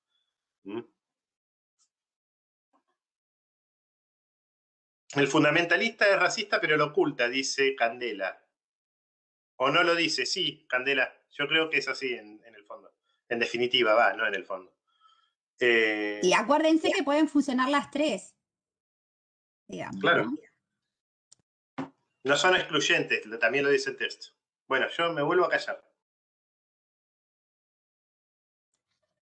En esta línea de pensar las formas discriminatorias de nuestras prácticas, generalmente hacemos alusión a nuestros pueblos originarios y hablábamos hoy de lo que sucede con las comunidades gitanas y ustedes, yo supongo que a partir de este año también lo empezaron a ver en los CAPS, de que muchos CAPS, en muchas salas de salud, atienden a gran parte de la comunidad gitana, ¿no? Y aquí también funcionan estos mecanismos de regulación social por parte de las prácticas de los equipos de salud.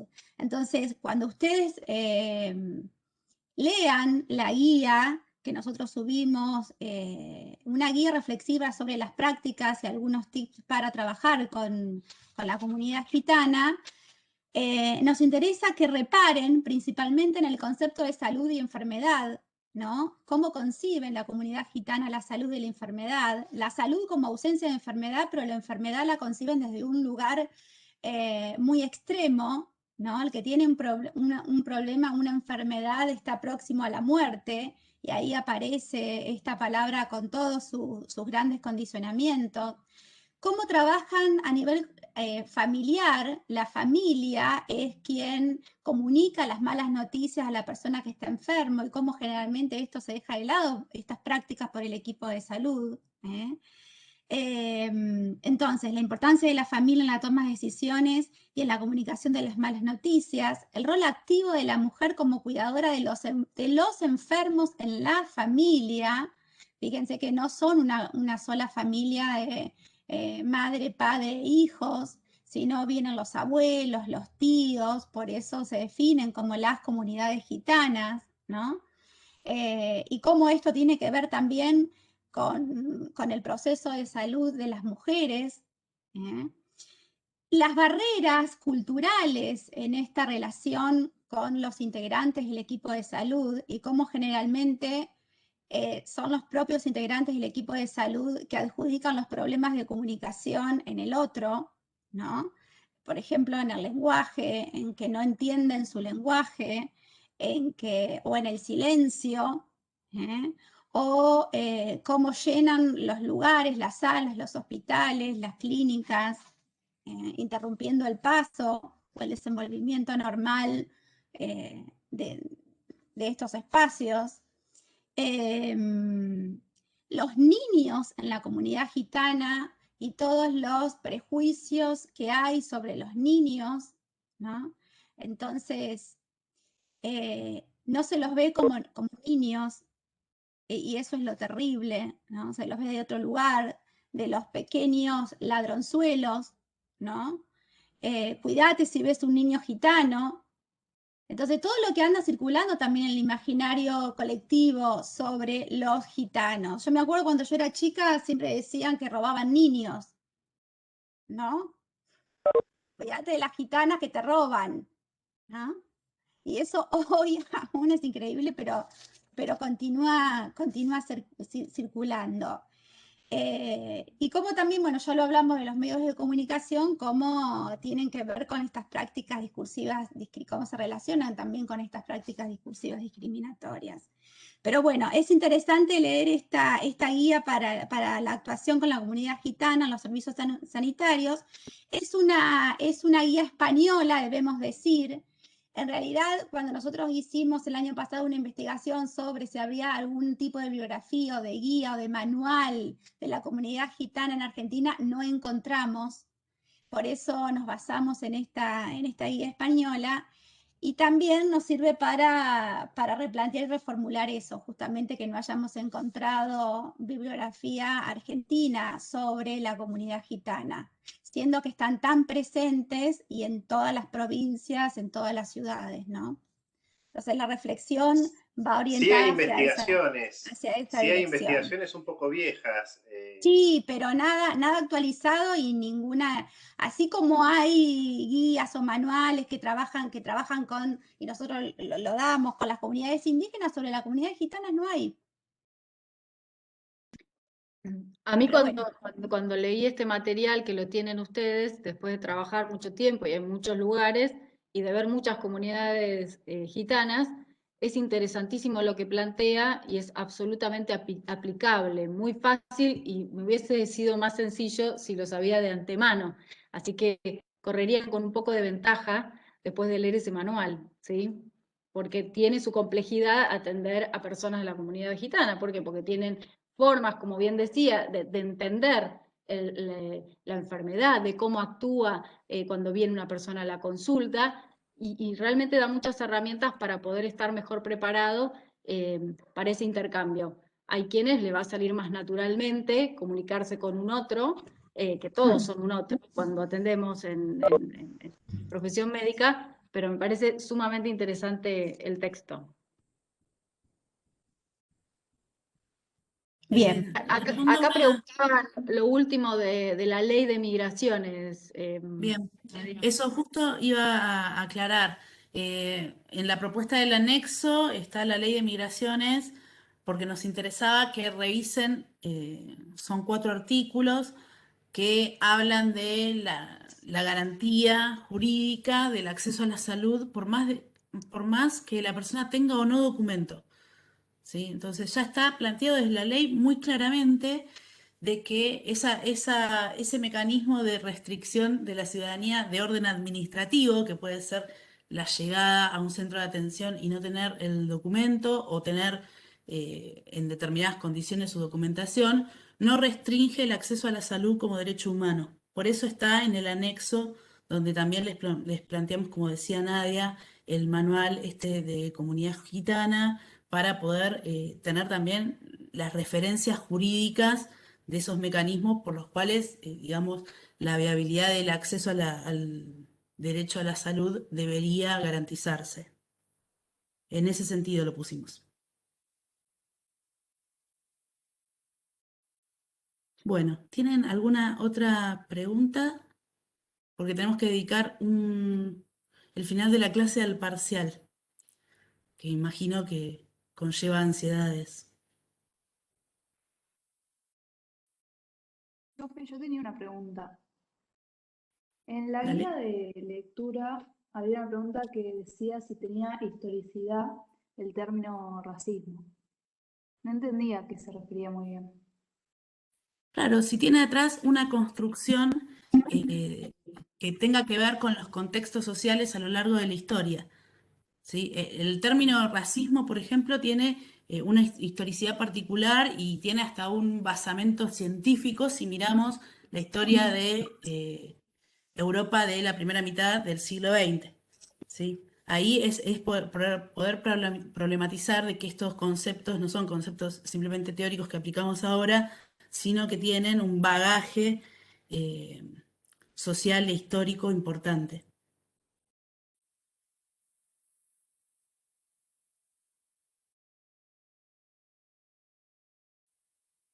¿Respondí tu pregunta? Sí, gracias. De nada. Profe, y para el parcial, ¿hay que saberse bien a detalle de qué trata cada artículo o hay que por ahí saberlo medio por arriba?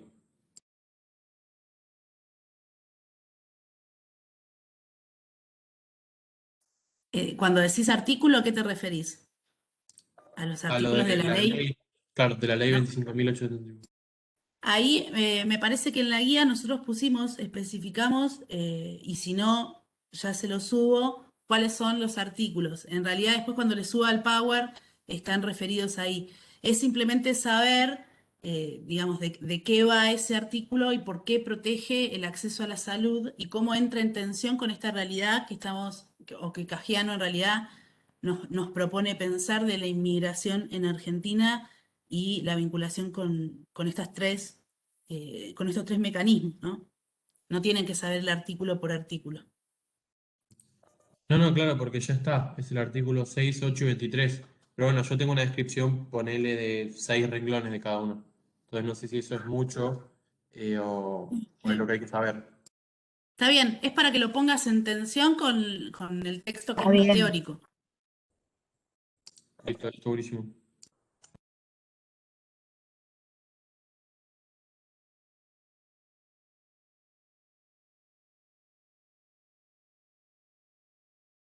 La idea de que son conceptos que regulan las cuestiones sociales lo trabajamos. Perdón, por ahí me lo perdí.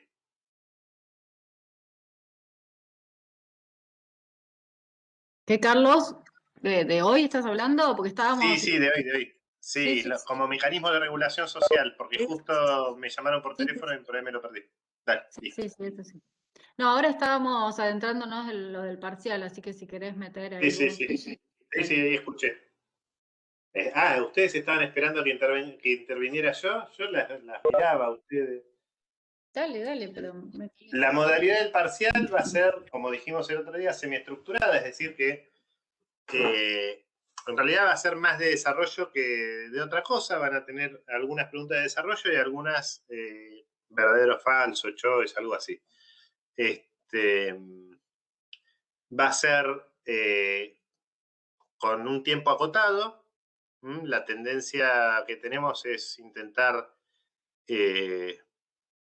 evitar las malas prácticas en el examen, ¿sí? Las malas prácticas de rendir examen que a veces ocurren. Así que, bueno, preparen, tengan leído el material. El día del examen no les va a alcanzar el tiempo para revisar el material ahí, si no lo leyeron antes. Vamos a poner 2 turnos, uno a las 9 de la mañana y uno a las 18. Ahí justo Dolores está preguntando justo lo que estoy diciendo. Va a ser a través del campus. Más o menos. Sí, Cata. No, perdón, capaz que ahora lo decís. Espero que termine y después te pregunto. No, decinos, dale. No, que si sabías si se sabe, perdón, cuántas preguntas son, más o menos. Sí, se sabe, pero no se dice. Listo. Mirá cómo se ríe No, Luciana, que es mala como yo. porque a veces en otras materias por ahí nos decían cuántas preguntas era para ordenarnos con el tiempo, pero nada, si No, dicen no, que no, no. alcanza, está bien. Nosotros No me preocupo. calculamos, hacemos un cálculo tiempo-pregunta. Después distribuimos el tiempo indispensable para que respondan, porque si les sobra tiempo, capaz que recurren a prácticas de esas que nosotros recomendamos no utilizar. Entonces, vamos a sustraerles lo más posible posibilidades. Si ustedes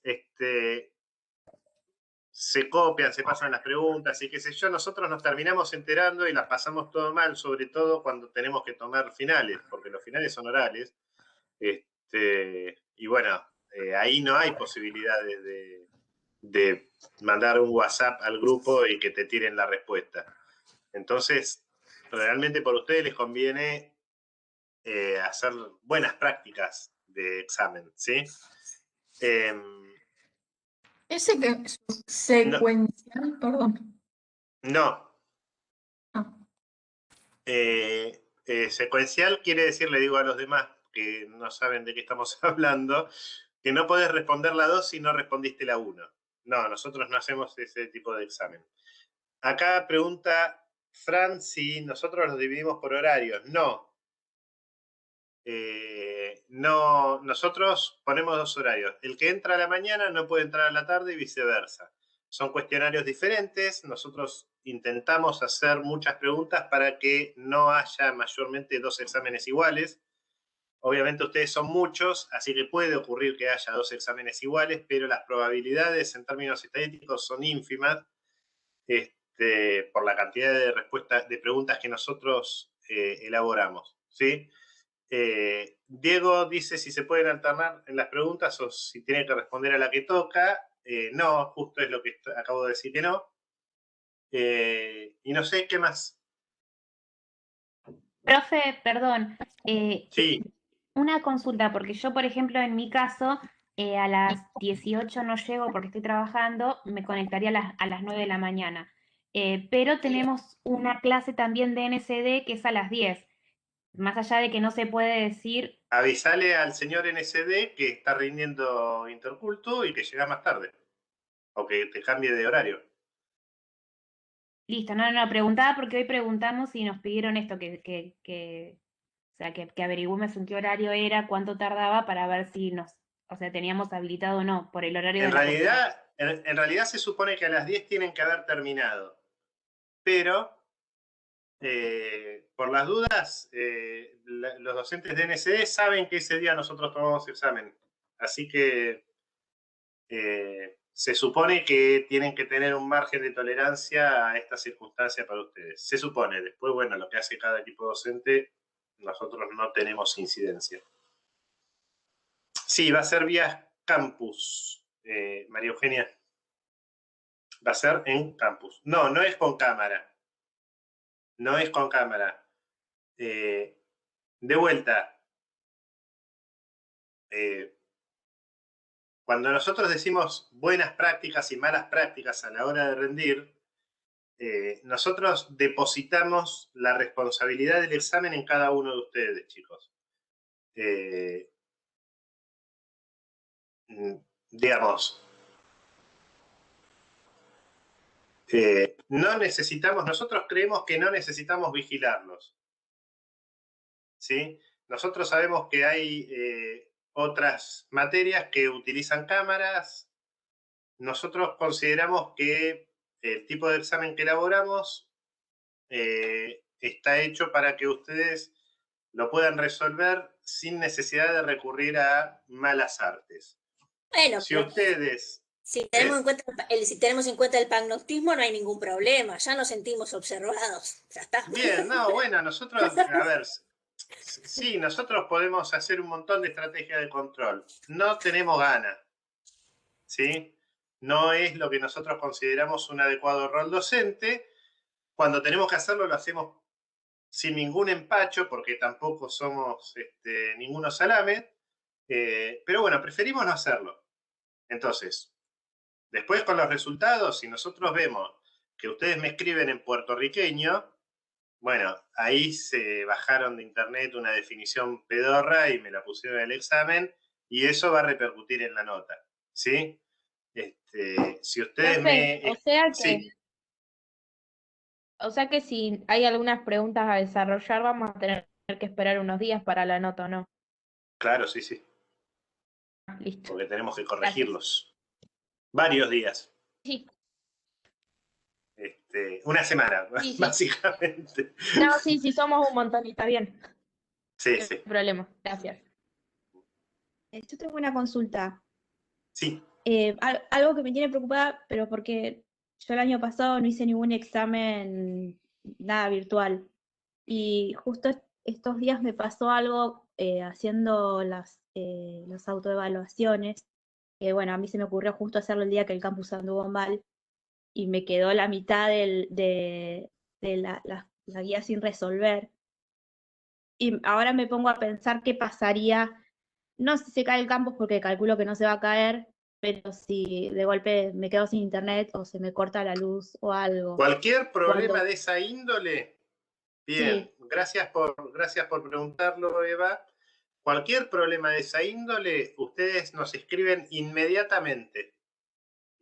Inmediatamente.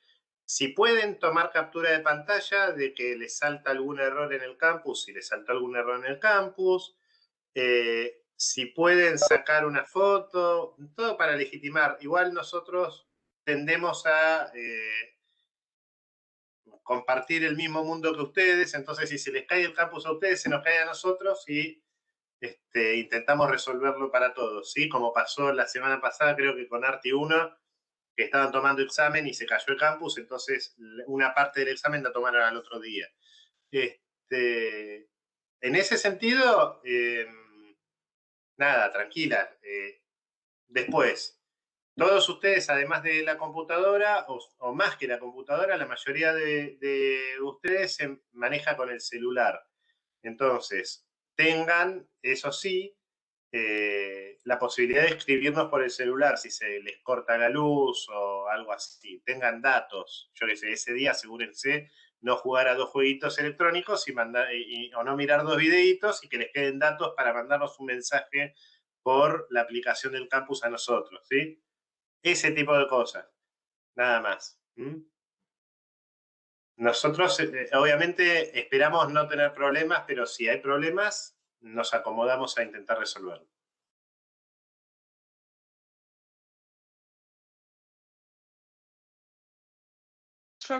No me quedó claro si puedo entrar a cualquiera de los dos horarios o ustedes nos dicen a qué hora entra cada uno. No, podés entrar a cualquiera de los dos horarios, ¿sí? A ver, esto es algo, chicos, que tenemos que aprender y es a manejarnos con la libertad, ¿sí? Nosotros le decimos, chicos, hay un horario a las 9 y un horario a las 18. El que no puede a las 18 va a las 9. El que no puede a las 9 va a las 18. Nosotros sabemos, porque tenemos acceso en el campus, sabemos cuándo entran y cuándo no entran. El que rindió a las 9 no puede rendir a las 18, no porque el sistema se lo impida, sino porque después, cuando yo paso las notas, veo que rindió 2 veces y me pongo a investigar y verifico que se metió en las dos, en los dos cuestionarios. El que entra en los dos cuestionarios tiene un 0, ¿sí? Un 1, porque no se puede poner 0. Entonces, el que entra a la mañana, a la tarde se va de parranda, se toma unos vinos y se olvida de Intercultu. El que entra a la tarde, a la mañana, se ocupa de lo que se tiene que ocupar, o duerme, o hace lo que quiere, y no piensa en Intercultu, sino en que tiene que rendirlo a la tarde. ¿Sí? Pero a los dos cuestionarios no entra nadie. Entran a uno solo. Si alguien entró a un cuestionario, al cuestionario de la mañana, tiene un problema, nos lo plantea en el transcurso de la jornada, que nos ha pasado, y nosotros le decimos, sí, entra en el de la tarde, es otro tema. Pero ustedes, dentro de su responsabilidad y de la libertad que este equipo docente les da de anotarse en el horario que más les convenga, tienen que saber que no se pueden meter en los dos. ¿Sí? El que se pasa de vivo lo reventamos. Y listo. Con alegría, todo con onda. Carlos, ahí preguntan en el chat hasta qué tema entra, si la clase de hoy entra. Sí. De las 6 primeras clases.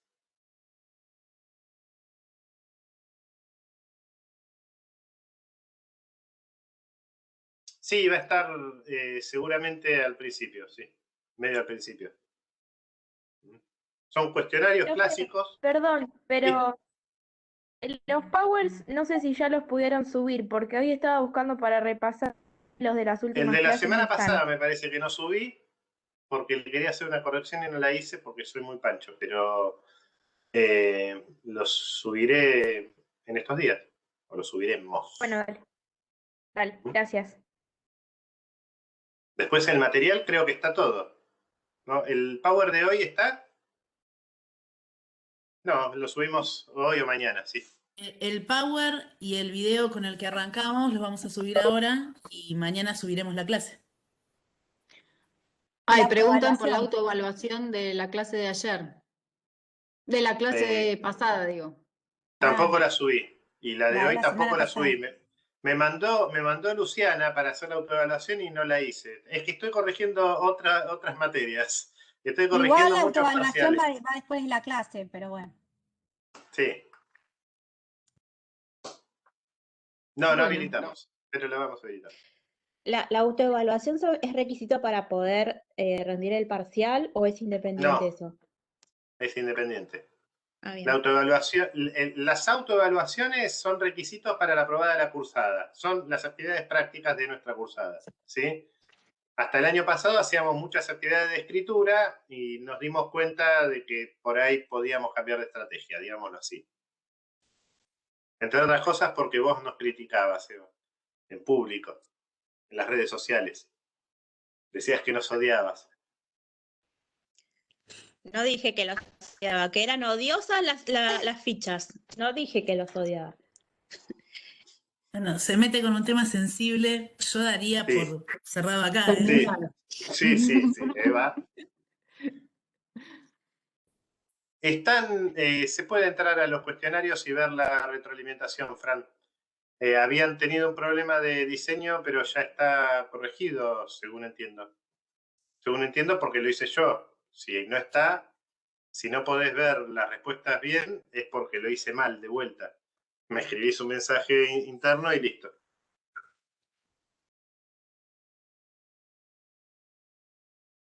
¿Listo? Listo. ¿Terminamos? Esto está siendo grabado, ¿no? Sí. Sí. Bueno. Muy bien. Listo. Adiós. Éxitos en el examen. Lunes. Bye.